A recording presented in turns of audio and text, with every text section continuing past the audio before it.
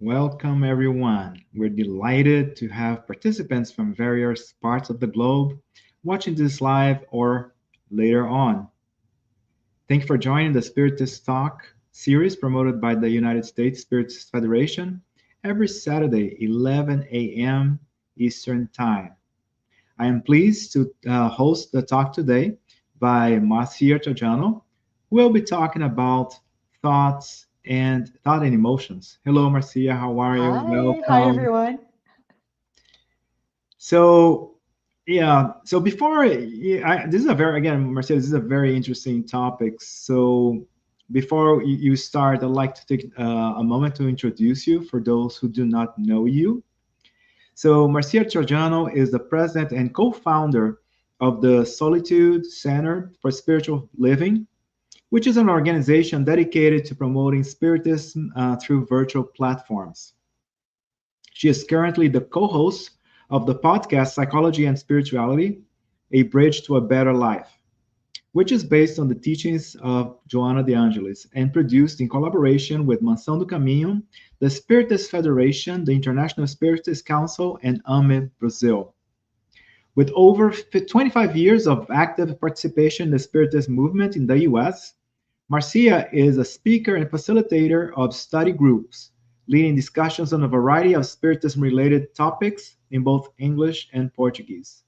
She holds a master's degree in technology management and is a certified project management professional. Marcia currently works in the healthcare industry. Marcia, I think you're being a little bit busy. And and just as a reminder, please take this opportunity to send your questions during the presentation using the chat window of the social media platform that you're going to utilize. Marcia has reserved time to address your comments and questions once she has concluded her presentation.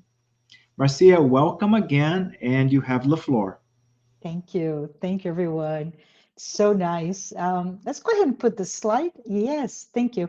And I'll stay here for just a second because I want to say it's such a pleasure to be here. It's just such an honor. And I'd like to, before we start, pose the following question to everyone. Have you ever felt emotion, right? Have you ever felt consumed by anxiety, even after you achieved something that you've desired for a long, long time? Just a thought. All right. So let's go ahead and keep on talking a little bit. And why do I bring a book for you to see? Well, and it's a book in Portuguese of all things. It has yet to be translated to English. But I want to say that today our talk is inspired by the reflections of the spirit author Manuel Filomeno de Miranda, and it came to us through the mediumship of Divaldo Pereira Franco. And specifically, there are many topics, right, in this book that roughly translated would be themes of life and death. But in this topic specifically, it's all about that essential relationship between our thoughts and our emotions, as you can find in there. It is a very, very short chapter, this one, 5 short pages, and it just has caught my attention. And it did so because it helped me maybe have, discover, provide additional clarity, as well as finding tools for examining and achieving my own emotional balance, and understand what do I need to do to get that from a spiritual and mental well-being perspectives. If we keep on going, I asked a minute ago, just a second ago, have you ever felt consumed by anxiety even after achieving something you deeply desired? And it's a bit unfair to start a talk right off the bat with such a difficult question to answer, right? So before we can even think about it, we need to maybe understand, before tackling anxiety, we should tackle understanding emotions. And how can we define emotions? At the most basic level, emotions can be defined as the internal response, mental, psychological, physiological reaction to an external stimuli, right? Some people say it can be also internal stimuli, but let's go, it comes from an internal response to an external event. Emotions, a bit of academic thought process here, but the emotions influence our behaviors, our thoughts, our social interactions. And interesting enough, historically speaking, they're not considered good or bad. What we consider bad today was considered okay or actually good. But so there's a cultural, historical change. But today, there are consider either pleasant emotions, what are they? Joy, love, or unpleasant, what are they? Well, fear, anger, sadness are the basic ones, right? Interesting to understand as well is that those emotions, those basic emotions, they are signals that are really critical to guide our own survival, adaptation, and even decision making, right?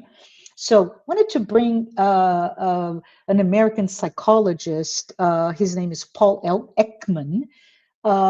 He is key in this understanding because he's best known for a groundbreak work on emotions, but also that's why the slide is there, facial expressions and even nonverbal communication. And after this amazing study, he concluded that emotions are complex psychological state that involve pretty much three components: subjective experience, physiological response, and a behavior or expressive response, that nonverbal communication. What are they? Let's break them for just a little bit longer while we're that, right? So number one, subjective experience or feeling is that internal personal experience of your emotion. Remember, emotion is a response. So the subjective experience, sorry, I can talk today, is really how do you lead that with experience that emotion. An example that I think it's very easy for me to look at it is when we feel fear. If you were to be walking alone at night, right? You can see this dark, it's at night, and you're walking alone and you start to hear footsteps following you, right? Think of nightmares, I imagine. So that's an example. A physiological response is, or your body reaction, it's really how that emotion, fear, trigger physical changes. What are they? Well, my heart rate speeds, my hormone levels, adrenaline, etc., start to change, and I start to sweat, etc.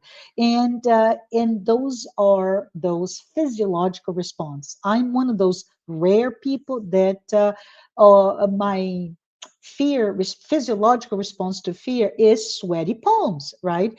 Very hard when you're interviewing for a new job, because first thing you do is shake the hands, and I'm like, oh, I'm sweating again. Anyways, too much information. But the third one that Ekman talked about was behavioral, or that expressive response, which really means, in his words, observable action. So, how is the emotion outwardly shown? And usually it's your facial expression, but it can be also your body language. So, for example, when we're scared, our eyes can widen, your mouth can open, your body tenses.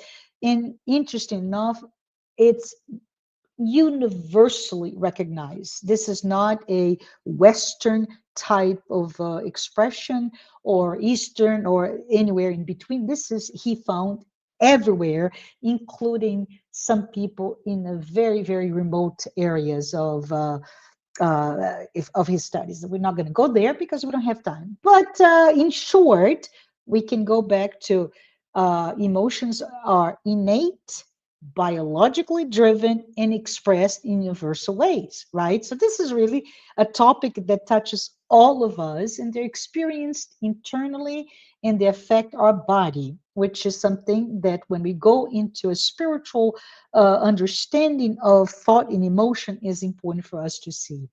And I wanted to say there is a really interesting uh, representation of Ekman's theories, which is a little movie not so long ago. It was displayed, Inside Out and Inside Out 2. And yes, it's a pitch, right, to anyone who has not seen this animated movie, because it is accessible, it's engaging, but actually gives you a better understanding or easy conceptualization of Ekman's theory of basic emotions, because it simplifies the science for all of us, right? And it really has stayed true to the core psychological ideas about emotions and how they shape thoughts, memories, and behaviors. So let's move on to now a discussion with this spiritist perspective of emotions, right? So this is based on the book. Again, I mentioned the cover before, by Manuel Filomeno de Miranda, through the mediumship of Divaldo Pereira Franco. And in that chapter, Manuel Filomeno, he really focuses on how emotions are, Marcia and everybody, emotions are more than biological or psychological phenomena. Okay, so he brings another wrinkle to this concept, because he says emotions are vibrational manifestations of the spirit's inner state. Oh, vibrational manifestation of the spirit's inner state, and that emotion is shaped by thought, but also by our own moral development. So they are then they are acting in those response as energetic expressions. And those are, I'm saying those words really clearly or more positively, because it really goes really well with Paul Ekman's theory, right? So those are the energetic expression that will influence our spiritual but also physical bodies, right? We can now start thinking about the impact to our perispirit. If we dive a bit deeper here, we can see that there are five key elements of this spiritual view, right? So, element number one, according to Manuel Filomeno de Miranda, emotions reflect my spiritual condition. What does he mean by that? Is that emotions are a mirror of my current level of, yes, spiritual growth, by my own state of evolvement in my own sense of balance. Are we okay? Yes or no? If no, why? What is that is causing me the sense of upset, distraught, whatever? So in the chapter, Manuel Filomeno de Miranda makes a really easy to visualize analogy, which is our emotions are like a candle. Yes, a candle. And he says, like a candle, emotions have a goal. It's our survival, right? So emotions have a goal, in the case of the candle, to provide light. But he cautions us, when um, we, as the vehicle for our emotional landscape, as well as the candle itself, it can burn out if misused. So cautionary tale for all of us to be very, very take care of yourselves. The second thought is that, or second element is the thoughts, our own thoughts direct our emotions, right? So the thoughts, according to to this author, they are the quote unquote, the conductor, or quote unquote, I hate it, but I do it anyways, apologies, air quote again, the steering wheel. And emotions then is the feel or the force that directs our emotions. So if we think about it, we in this work we are taught that our thoughts, and specifically our disciplined thoughts, have the potential to elevate and refine our emotions. That to me it's really good news, right? At the same time, we are taught that negative, so the opposite from the disciplined thought, but the negative, pervasive, repetitive, obsessive thoughts will lead to distortions and our emotional response, and will be reflecting those distortions and will actually create a spiritual dissonance. So pause here for something that I would like to just put some figures in our minds, right? I'm surprised, always surprised. This is not the first time that this came to my thought process here. Is that there are several research on the number of thoughts, right? Several research number of thoughts that an average person has in a day. So it goes, depending on the methodology, from 6,000 different thoughts to 70,000 different thoughts per day, right? So let's go back to 6,000, not the 70. If we go to 6,000 thoughts a day, and whenever I think about this research, I go like, I cannot even start to list what did I think today. There's so much, right? But that means that we have about a new thought every 10 seconds that in a day.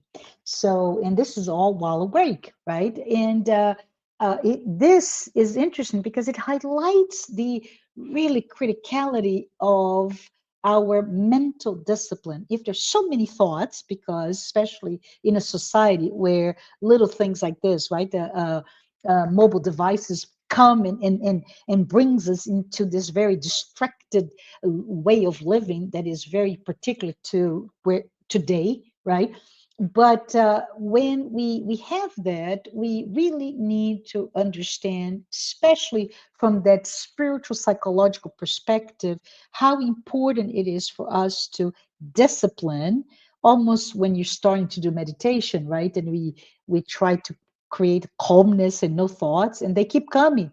And you have meditation tools and tips to say, go away, thought. I'm now not thinking. Anyways, back to the key elements that Manuel Filomena de Miranda's bring to us. Number three is emotions actually are part of our energetic field, or in other words, our psychosphere. Yes, because they radiate and they interact with our psychosphere and this energetic field around us.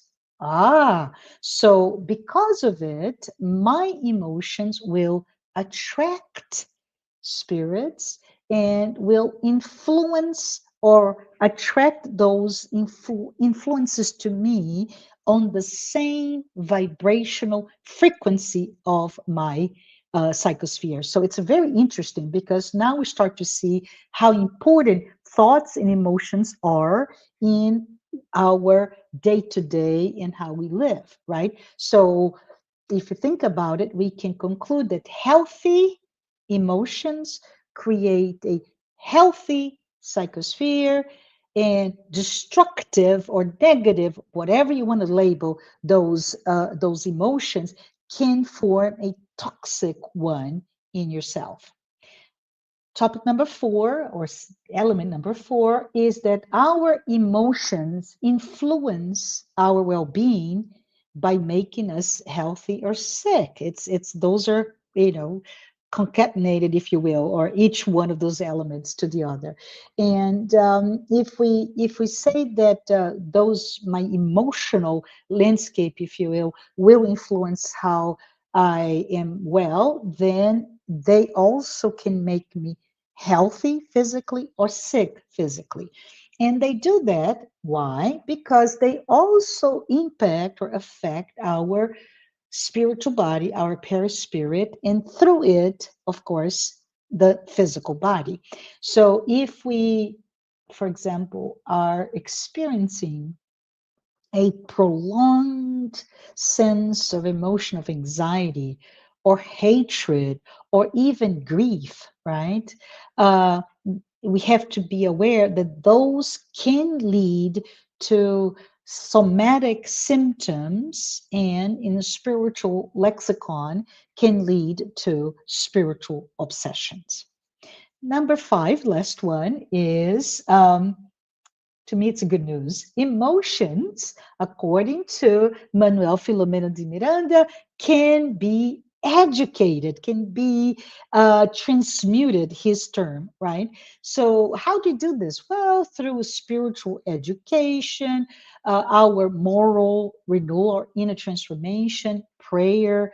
I mentioned already meditations, and even the conscious thought redirections. So when we do this, we can now use your thoughts and your spiritual, barometer, if you will, to redirect or change that emotion that you're feeling. And it's important to understand that this is really important, everyone, not an exercise of emotional repression, right?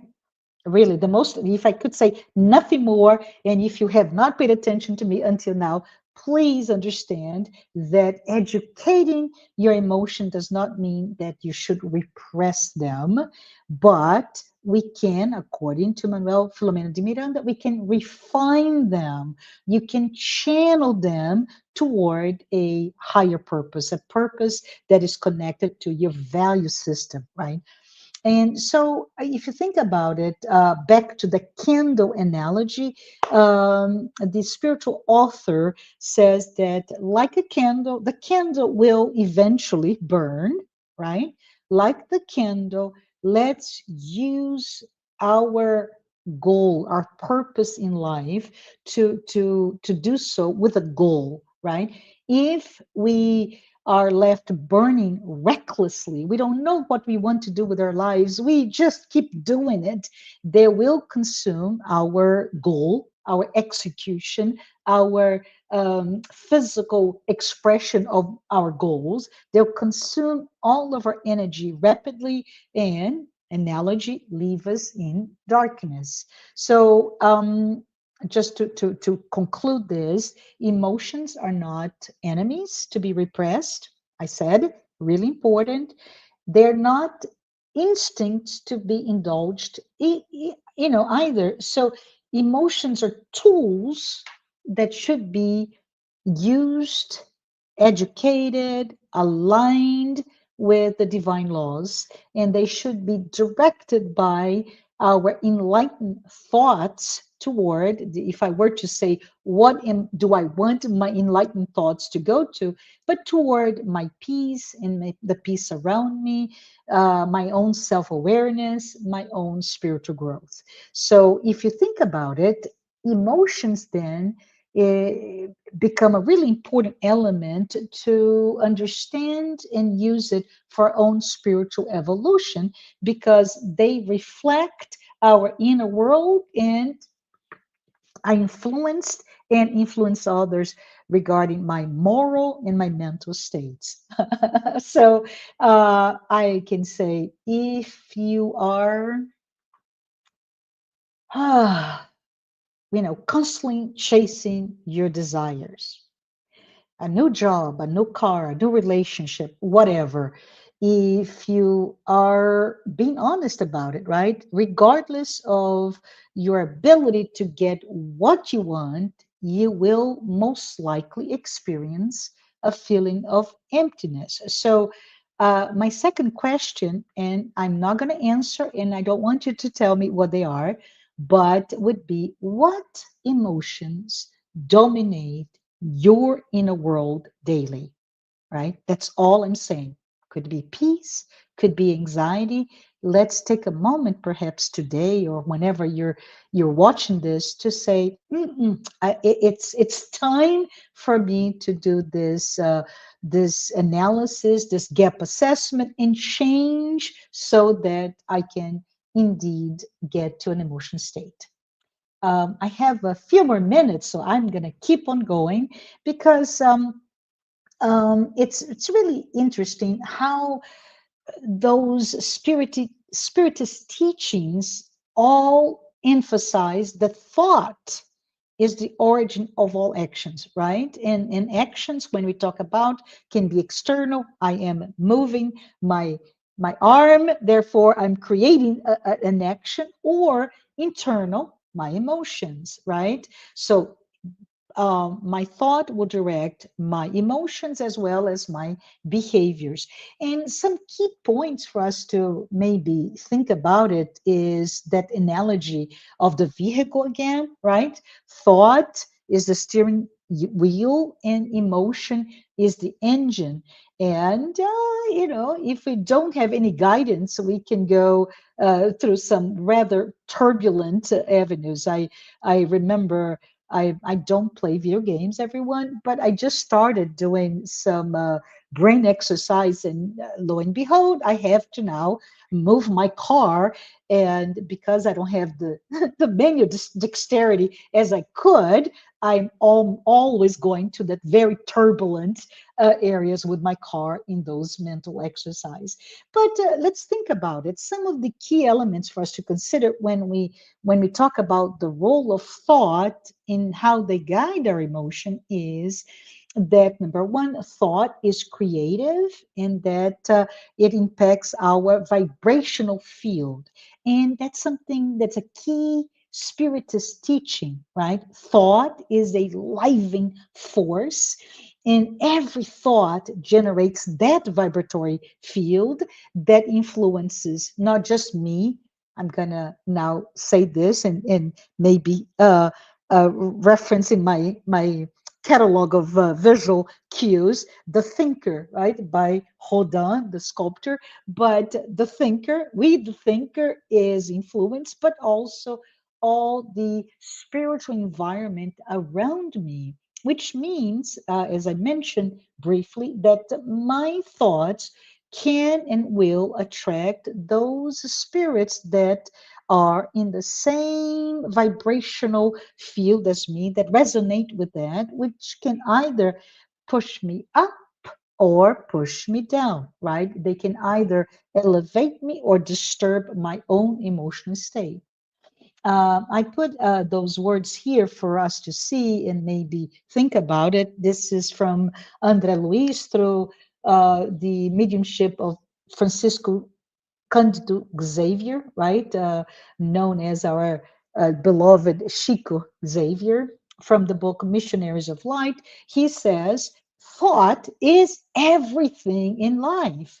Wow, it is, isn't it? But there's the second point for us to think about when we're talking about thought guiding our inner emotional landscape is that emotions will follow that direction, and they are consequences of my mental attitude. And we say that because if thoughts are mine and yours are elevated, they are peaceful, they're loving, right? My emotions tend to harmonize with my thoughts. And the other side is if I am basic emotions, right? But if my negative emotions, and I like to always say that historically speaking, that's not always the same. But today we find that fear, hatred, envy, there's a plethora of different emotional response, but they're many times seen as a result of my lack of balance, equilibrium, and often misguided thoughts, right? Third component of what I wanted to bring here is that Spiritism indeed views emotional development as part of our moral and spiritual progress. Whenever we cultivate, we actively seek positive, altruistic, constructive thoughts, we gradually transform our emotional patterns. Yes, because we all have, remember, 6,000 thoughts a day, 10 seconds, we have a different thought. Um, the thought drives my emotions. And if my thoughts keep going to the same, right, my emotional patterns will be very congruent to those thoughts. And they should be one that will lead to what we want to do. What do I do with my candle? As Manuel Filomeno Miranda said. And the other aspect that is important for us to think about it is we all are responsible for our own inner lives, right? So each and every one of us are responsible for the content and direction of our thoughts, which, of course, in turn will affect my spiritual health, my emotional well being. And that aligns very well with the idea of the mental discipline that André Luiz brought to us and works like, in addition to Missionaries of Light, but he also brought in Nosua in other books as well. If we can imagine a person, let's just for a second imagine someone, it can be you, feeling intense anger, right? And most likely that anger did not arise in a vacuum, right? How in the world did Marcia get so angry about something and she went breaking everything around her? It did not come in a vacuum. It probably stemmed from maybe repeated thoughts of judgment, our pride, right? Our sense of superiority, which that's how I see pride, our arrogance, or in other words, my self centeredness. If a person consciously redirects those thoughts toward, okay, something happened, I know I'm feeling anger, but let's move on from anger to understanding, from compassion, from humility, then you start to see that my emotional state begins to shift accordingly. So, in summary, right, in Spiritism, as we said, thought could be understood as our steering wheel of the soul, and they guide our emotions, they build, they're a great connector, by the way, those spiritual connection, those spiritual bonds with those we love or not. And they also mold our future, both in this life and in the spirit world. Um, I know I'm at time, but I'm going to abuse the freedom that was given to me to talk a little bit about something that I mentioned was the most important for us to remember, which is the idea that we should think of the dangers of repressing our undisciplined emotions, right? And and it's important for us because while we keep talking about educating our emotions, controlling our thoughts, right?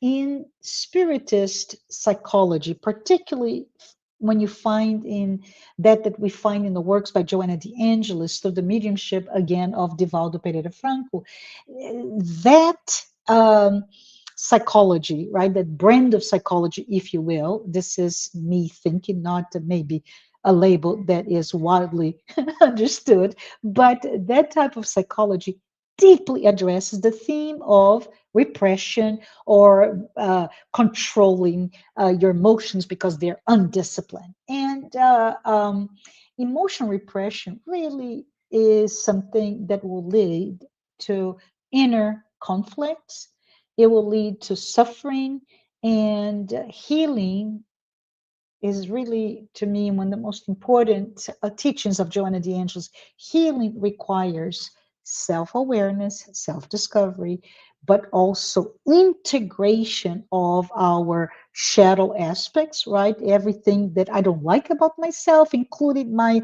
yes, my outbursts of anger, just getting here. But whatever it is that is part of your emotional landscape.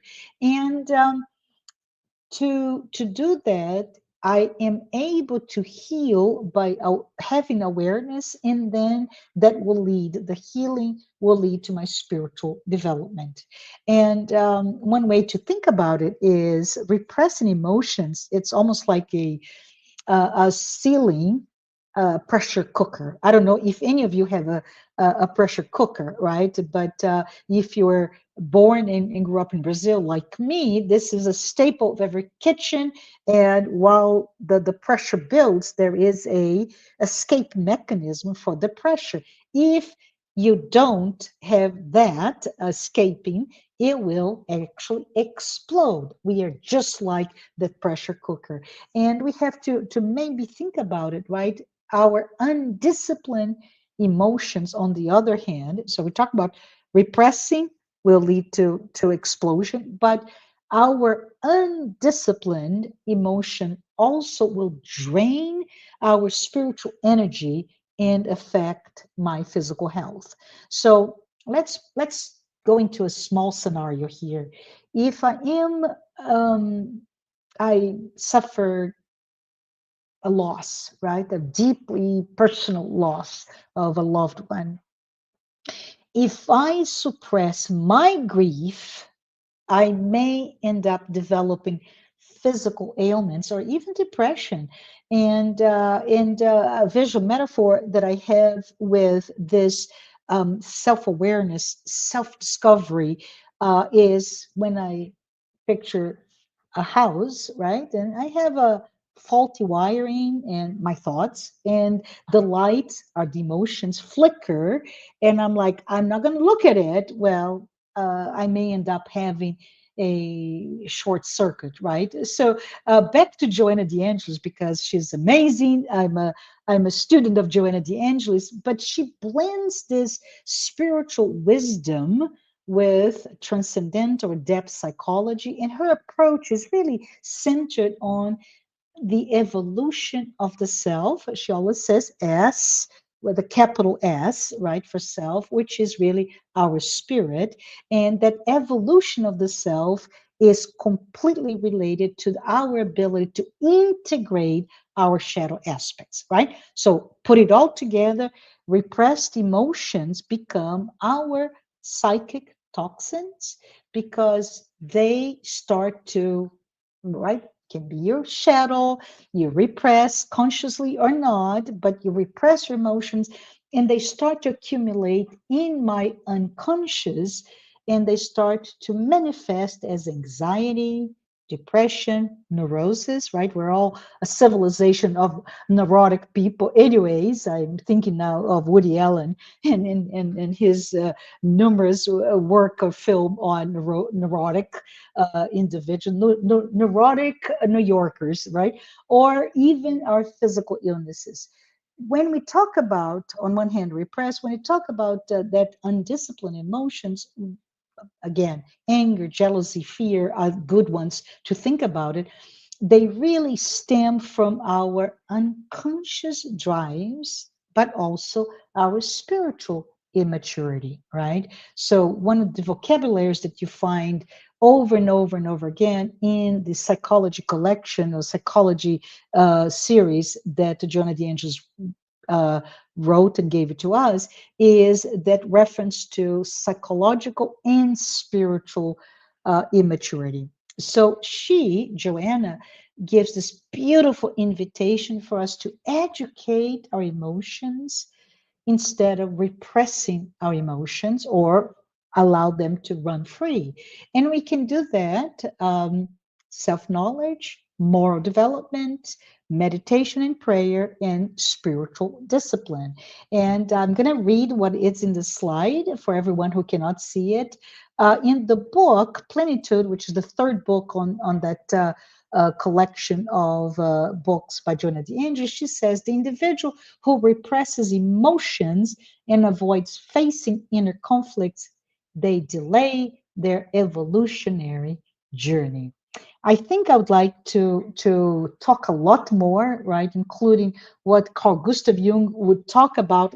But let's just wrap up because Joanna de Angelis and Jung both view emotional repression as probably the biggest barrier to personal and spiritual growth. Okay, so their teachings really ah I see as a warm embrace. They encourage all of us to take on this inward journey to face, to understand, to also integrate our emotions rather than fearing them or suppressing them. And for Joanna, this is also an imperative, a moral and spiritual imperative, in fact, tied to the teachings of spiritist teachings of the reincarnations and law of progress. So, from her point, this is an imperative. For Jung, it is his words, a psychological necessity for us to achieve a sense of wholeness, right? Meaning. And to me, this is how we like to wrap it up by saying, uh, let's let's be kind to ourselves, right? Let us really understand that we have many, many, many different thoughts. As a distracted society, are even more thoughts coming in one scroll at a time, and how we should think about it. What do I do with my life, with my day, with one of my 6,000 thoughts that I have today, so that I can live more purposefully, meaningfully, and peacefully as well. Thank you so much.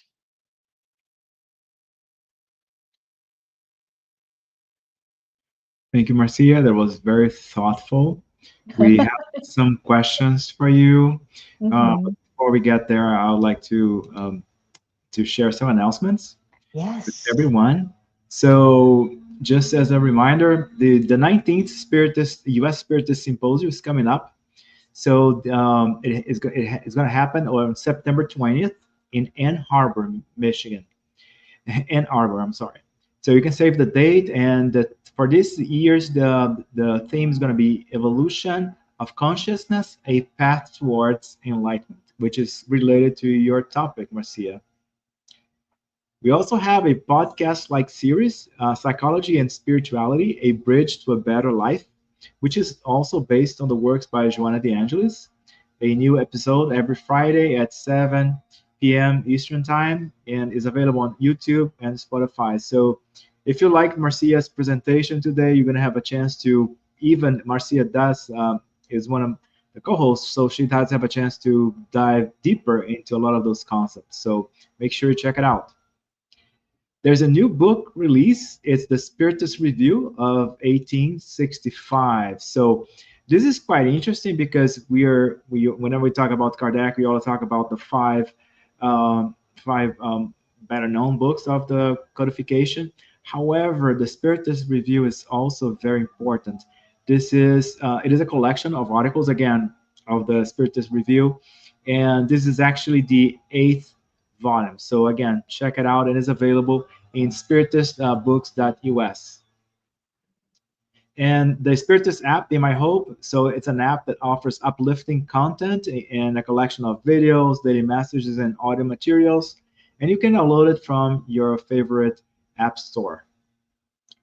There are now available 7 free professionally recorded Spiritist audiobooks. They are sponsored and produced by the Spiritist Society of the Carolinas, and you can listen to the works of Kardec, to his foundational works at your leisure, and they're available on YouTube at Spiritist Society Carolinas. So check it out. A lot of us say, "Oh, I don't have time to read the works by Kardec," so now you can actually listen to the works and collect that knowledge. And I mean, the U.S. Spiritist Federation is involved in so many projects, so any kind of assistance is always welcome, so they can continue fulfilling their mission. All right, Marcia. Now we are to hear more from you and to discuss some of the questions and comments that came from the audience. So, first question: why is it sometimes easier to convince someone based on emotions than on logical arguments? Oh, this is a great question, and this is my personal view, everyone, not based on anything, but the fact that um, I have to bring this. It's in Portuguese, everyone, but I am just reading this little tiny book. It's tiny. It's called Spiritual Intelligence by Dana Zohar and Ian Martian. I'm just loving it every page, but it goes into IQ, EQ. So we're talking about IQ, right? Logical arguments, EQ, our emotional intelligence, and then they bring to a spiritual intelligence. I recommend everyone this book. But anyways, why is it easier to convince? And according to them, and I said it was my view. So let me go back to my view first, and then I talk a little bit about the authors here, Glaucio. Um, it is my view that whenever you are emotionally engaged about something, that emotional logic trumps my rational logic every single time, right? And you can say this, we can do examples of, oh, my team, my soccer team is better than yours, even though it has not won a tournament in 10 years, but it's an emotional. I have an emotional attachment to that team. And even though all the statistics about who should win is different, I respond to that and I cannot respond. Same thing goes to that idea of your expression of faith, your religiosity, which is a deeply ingrained emotional response to something, and even things like nationalism, etc. So those are deeply embedded in our emotional landscape. It has been internalized beyond the fact. But this book, Spiritual Intelligence, they really talk about, actually, and we don't have time to explain here, Glaucio, but it is about the cereal, like a Christmas light or strings of light, right? The cereal works in our brain. Well, it's really referencing one way to deal with only facts and rational logic. But if you talk about that emotional intelligence, now we're talking about how in your brain, your intelligence is no longer serial, it's relational, and it gets really additional surrounding aspects of yourself. So it's really, scientifically speaking, there's different ways for how we go about relating to a discussion. But from my perspective, it's really all about how deeply ingrained you are. So it's when we're talking about that emotional logic, you're also you bypassing what comes in your frontal cortex, which is that newer event information based relation to how your brain works. But I'm not a neuroscientist, so I cannot really speak as well as the authors of this book. That is kind of interesting. I like the way they explain that it is not a sequential kind of reasoning. It is Yeah. so it's more like parallel processing. I mean, I'm Yes. an engineer, so my thoughts Yeah. are okay. It's not a connection series; it's now parallel processing. Okay, It's like this. The neurons, they're the right. interesting. They're relational. They go around and they keep moving. And that's how. If we talk about the discussion today, right, where Manuel Filomeno de Miranda, he talks about that influence, that resonance, how our psychosphere is also modified by our thoughts and our emotions. Therefore, you're also influenced in your response by those around us, our environment, the spirits that are closer to us that resonate with the same type of thinking, not what you have in front of you. right? But I'm reading, Marcia, I'm reading in the news. It says X, Y, and Z. And like, no, it's not X, Y, and Z because I have all this different type of data points to respond. Interesting. Thank you. Why does God permit? Okay, so it's related to your previous answer. Why does God Yeah. permit that lower order spirits influence our lives? Yeah, that's a very tough question, right? Akin to that question, we could say, why does God allow me to suffer? Am I not a child of God? Is this um, a fate of mine? And we know as a spiritist, no. God has nothing to do with your lower spirit's influence or even your uh, your how you are being affected or not. It's all about the law of action and reaction, and where you are, what you've done, including the fact that you have created bonds to spirits that are of a lower vibrational field, if you will, which leads to that obsession, spiritual obsessions sometimes. So let's think about it. To answer this question to whoever asked, it's really not God allowing. God allows because we have the freedom to choose. And with our freedom to choose, we then have actions, thoughts, and emotions, right? The what we call the brain, the heart, and the hands. It's the entire ecosystem of a person, and having freedom to think, to act, to not act in some cases, and to feel a certain way, that candle that burns from both sides, or a very well uh, protected candle to maximize the use of energy. It's up to us to do whatever we want. Eventually, with the divine laws, the law of progress, right, will push us to either with pain or suffering, or through oh, now I'm ready to learn. It will push us to move in a better way or not, right? Thank you. How should we deal with people that apparently have no emotions? That's a again, that's an Oh, interesting. yeah. Is this a reality? Well, if we talk about in the area of, I think somebody, it was just really interesting, by the way. I was in a discussion where this person put to the audience, right? What are you? A psychopath, a sociopath, or neurotic, right? And everybody's like, is that all?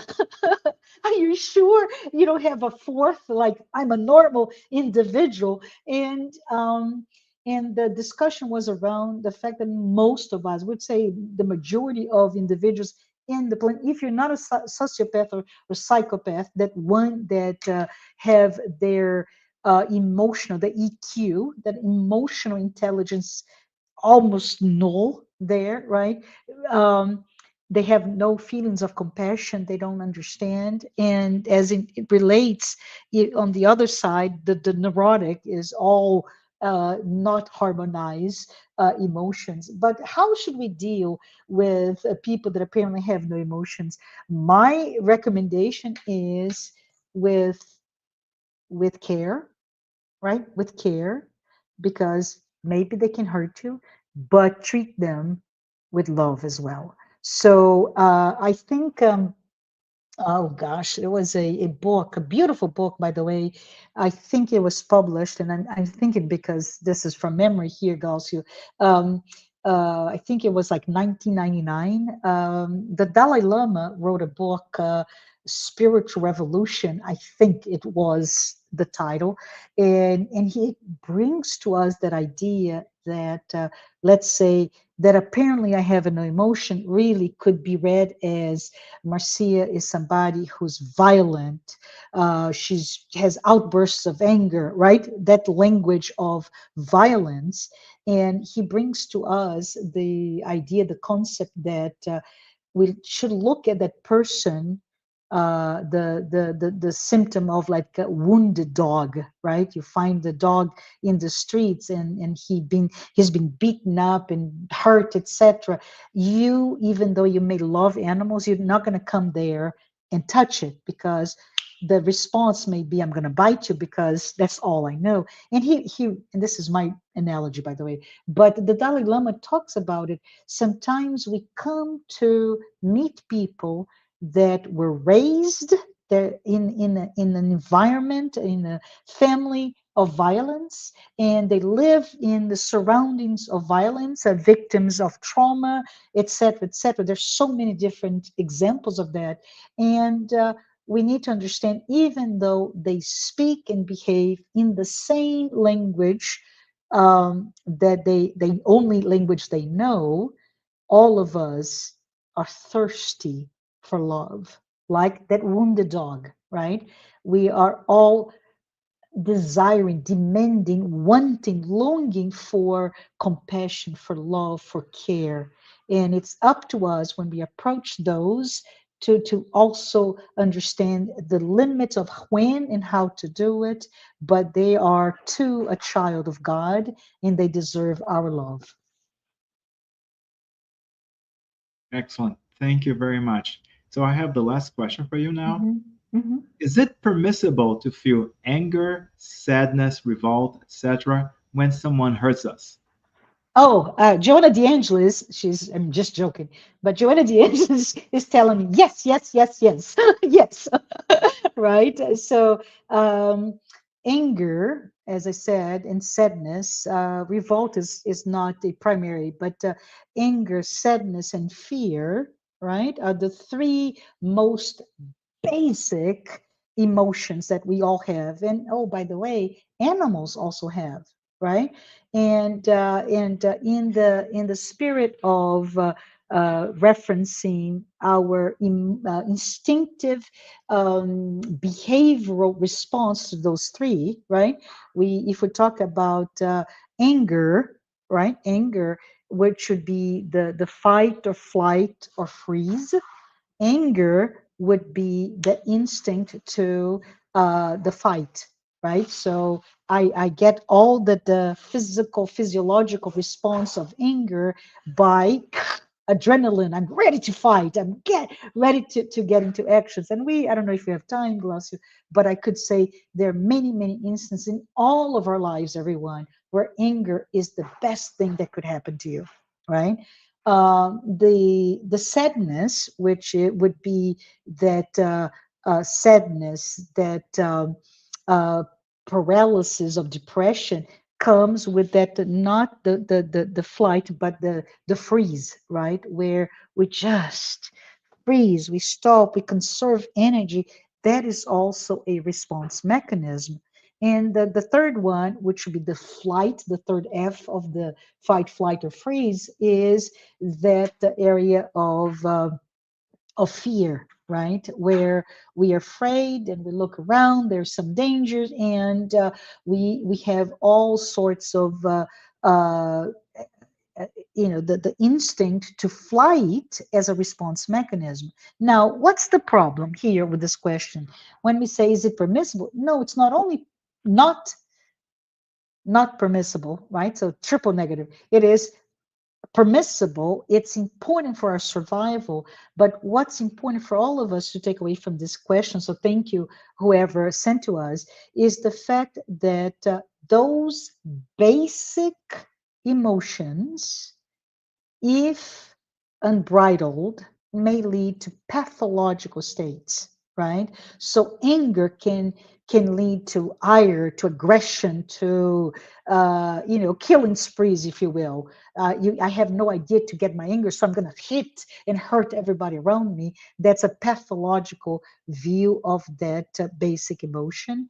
With the sadness, as I mentioned before, it can be chronic depression, and with the fear, it can lead to not just anxiety, but pathological states of anxiety. So we need to think about it and really take care of yourself. Do not repress, as Joanna DeAngelis mentioned, do not repress your emotions. What we need is to understand Why are we feeling that we're feeling? Why you're feeling? And what does it tell about me today? My spiritual evolutionary state today. Marcia, thank you very much. Thank you for all the, well, thank you for the amazing lecture and for providing us additional clarification. Hmm. So next time, so if we're gonna have we continue the engagement here. Please appreciate your engagement with this series. So for the next Spiritist Talk series, we invite everybody to join us next Saturday again at 11 a.m. Eastern Time. And the upcoming live is by Dr. Rafael Rezende, and he will explore the topic autism through the lens of science and spirituality. So, another great topic. So, stay tuned. Marcia, thank you again. And before we close our lives, we'd like again to open the floor for you again to say any final remarks or um, our final prayer. All right. I just want to say hello, Yuri. Thank you for your for your kind message. Good seeing you in this live.